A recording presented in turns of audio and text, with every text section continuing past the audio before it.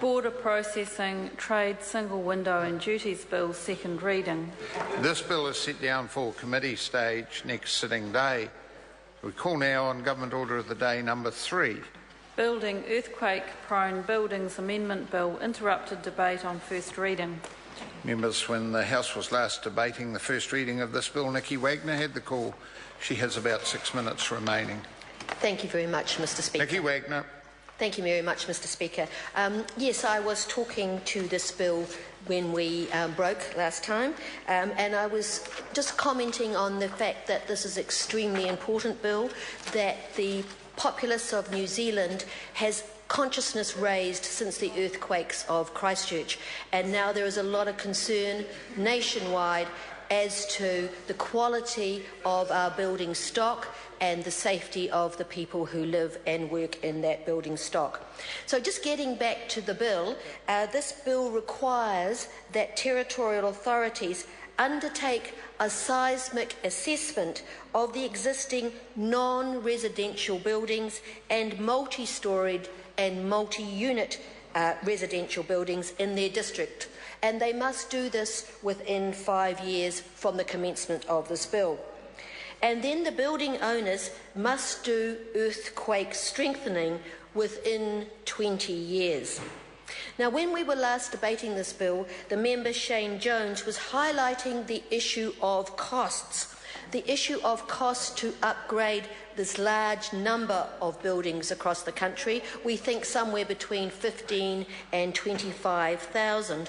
And he was also talking about the costs of upgrading heritage buildings and also buildings in some of our smaller provincial areas which don't demand the rent increases that might support the upgrades.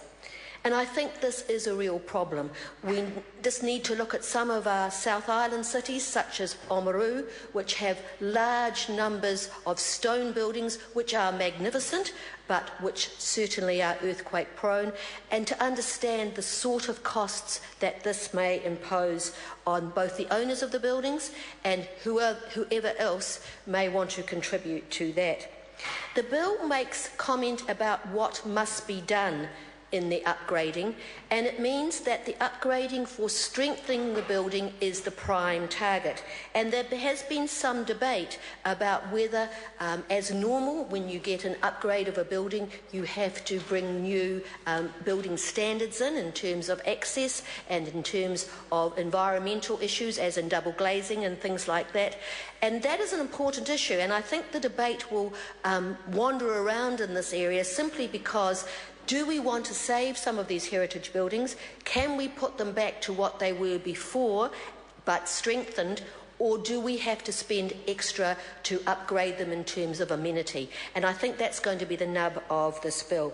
I actually think that this strikes a good balance. It means that those heritage buildings can be upgraded, and upgraded so that they're safe, but perhaps not upgraded as we would like to if we had more funds at our disposal.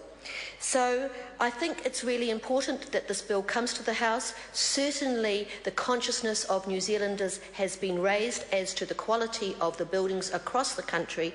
We do want to be sure that these buildings are safe to live and to work in them, and I do commend this bill to the House. Okay, well done. Mojo Mathers. Thank you, Mr. Speaker. I wish to start by acknowledging